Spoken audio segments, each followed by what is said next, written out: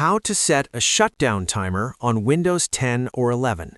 Want your PC to turn off automatically after a set amount of time? It's easier than you think. No third-party software needed.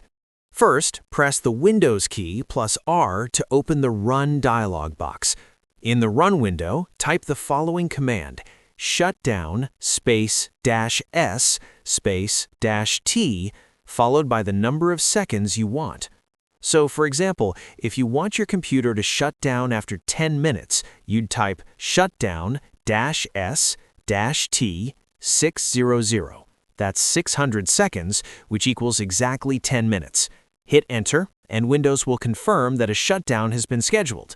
You can adjust that number to whatever works for you: 1800 for 30 minutes, 3600 for a full hour, and so on.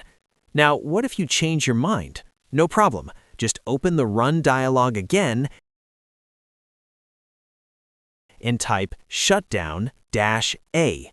That's it. That single command cancels the shutdown schedule immediately. Quick, simple, and built right into Windows. No downloads required. If you found this helpful, hit the like button and subscribe for more Windows tips. Thanks for watching.